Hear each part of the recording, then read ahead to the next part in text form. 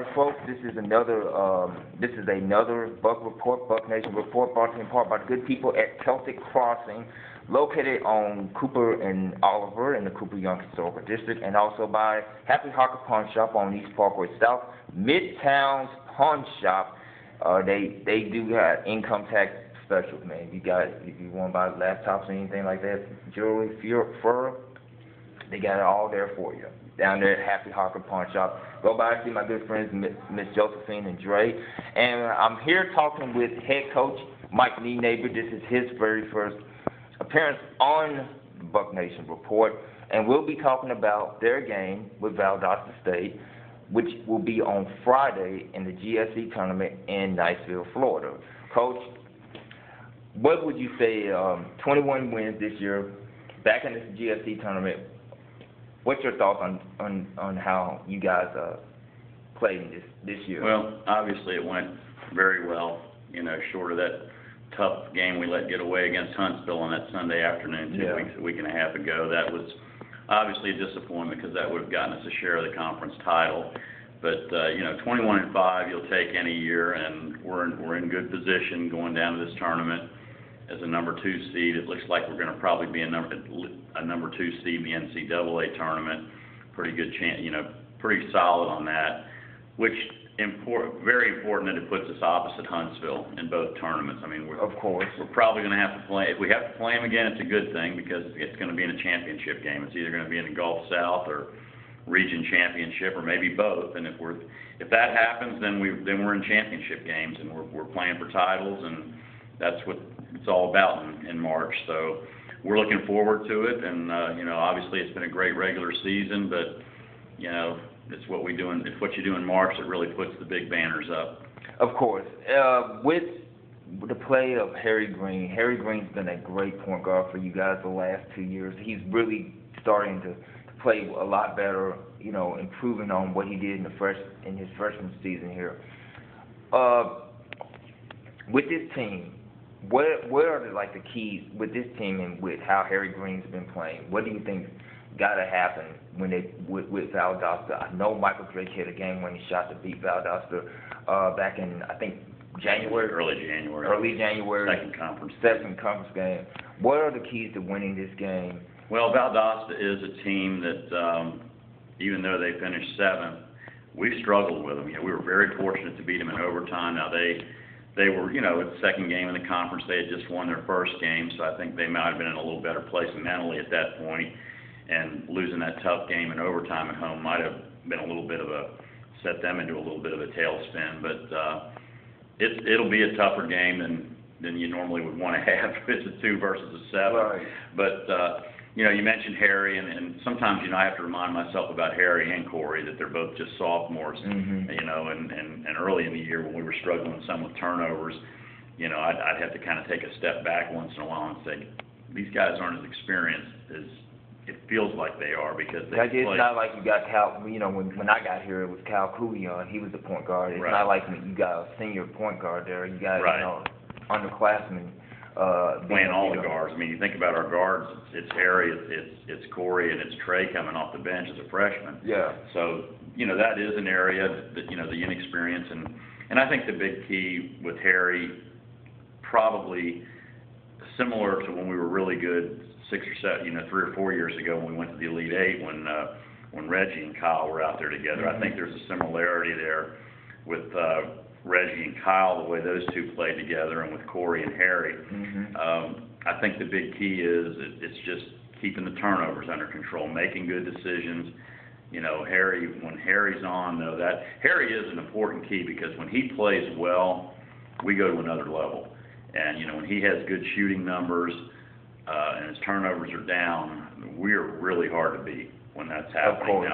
Now, when those turnovers start to slip up a little, move up a little towards 4 or 5, that usually takes its toll on us because that's a lot of times where not just Harry's turnovers, but all of our turnovers tend to turn into quick baskets on the other end and kind of defeat the way we want to play as far as control and tempo. That gets the game going faster. So the decision making for all those guys is really important to keep the game at the pace we want.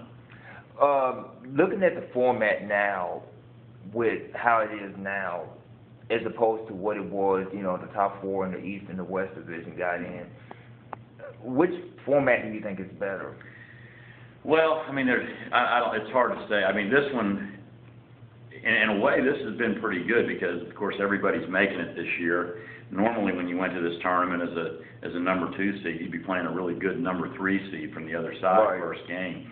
So there was no, not that this is going to be an easy game, but there was no normal tournament. If you finish first or second, you're playing a team that finished 7 or 8. Right. And in the past, in the Gulf South, the way it was split up, you were playing a really good team. You know, yeah. you were going against a team that finished 2nd or 3rd on the other side. If you finished 2nd or 3rd, or even a 4th place team that was pretty good. Yeah. You know, when you finished 1st on this side, you were going against a 4th place team from the East. So that part, the bigger part of the thing is that those Arkansas schools that left us are now in a different region. Right. So that takes at least one in many years. This year, I think it's just taken one team out of the equation. Arkansas Tech would definitely be filling one of those NCAA spots in our region. Of course. But a lot of years, there's 2 or 3 teams from Arkansas that are in the mix. And that's it's making, you know, Harding and Harding a lot of years. Monticello had a nice team this year. They weren't, you know, but Henderson going back a few years, and Henderson actually had a good year this year. OBU on the women's side. OBU had some, and they had, you know, going back when we were in the Elite 8 and stuff, and in the first year we went to the NCAA tournament, Ouachita was down there with us. We had us, Ouachita, and Harding were all down there that year. So, yeah. So there were always 2 or 3 of those schools year in, year out that were involved in the NCAA region. Well, they're all gone to another region now, so it's creating extra space. We're looking right now at having at least 3, maybe 4 of these teams that are going to the Gulf South tournament coming right back the next week to Huntsville to play in the NCAA regional. Even if you guys beat Huntsville, it won't even... It's probably a long shot. I think it's conceivable, but I don't think the problem is they've beaten us twice, and even if we beat them in the finals of this, right, they're still going to have us 2-1 on head-to-head, right, and they're still going to have a better overall record because they're 2 games ahead of us on overall record. Yeah. So I think the reason we were ahead of them a couple of weeks ago in the region was largely due to our strength of schedule, right, and some of our quality wins. We've had some really. That's the other thing about this 21-5. It is probably, you know, coaches always say stuff like this, but I think it's reflected. I was talking to a couple of my friends on the region committee, and they said we clearly had the strongest strength of schedule in the region. We played one of the toughest schedules that Christian Brothers basketball's ever played. There's very few teams that we've played other than teams in our conference that we had to play. I don't think anybody we've played in Division II games outside of conference have a losing record. And most of them have really, you know, Shaw is like in the top, probably the new ranking that'll come out today, Shaw that we beat by 20 up in Northern Kentucky, is probably going to be in the top 5 in the nation. And, you know, Arkansas Tech is very good. They've won their league. They're going to be in the NCAAs. Harding's always good. They're a little over 500. Haven't had as good a year, but again, almost everybody we've played outside the league has had really good years, so it's helped our strength of schedule. Well, last question. The whole thing with the new teams coming into the conference. Shorter, I think, is coming. Right. Union. New Orleans. How is that going to help the league? Well, the league needs more. Of course, football kind of is the tail that wags the dog and all these conference issues. And shorter brings a football program, which the league needs to survive. Because we don't have enough football playing schools right now. Union, they don't have a team. We don't have a team. Union is looking into it. I'll believe that when I see it. But we do need more teams, and I think our commissioner's been really proactive, doing some good things to get some other schools in. I know they're still looking at others, and actually it's not going to affect us, but Florida Tech is coming in football only. So that'll give us another football playing school. That'll give like 10 football playing? No, it's still way below that. And West Florida is also seriously looking at adding football. So, but right now they've only got, with the schools that have gone, North Alabama, West Georgia, West Alabama, I'm going to forget one, of course Delta State, and Valdosta. But the other thing that's kind of looming on the back burner is that North Alabama is looking at leaving and maybe going Division I. There's a lot of talk about that. Well, if they go Division I, then that's another football power that's out of the league. So Then We're you're gonna still have to looking, I scramble mean, they're and- still looking, and, you know, there's a lot of NAIA schools that, like Union, that are considering, and some of those schools have football, like where I used to be at Bethel and Cumberland over just east of Nashville, are schools that I think maybe eventually might be schools that would be considered if they were interested in doing it. Well, again, Coach, I thank you. Good luck to you guys in Niceville, Florida. As you guys know, this is the Buck Nation Report, brought to you in part by Celtic Crossing and the Happy Hawker Pawn Shop.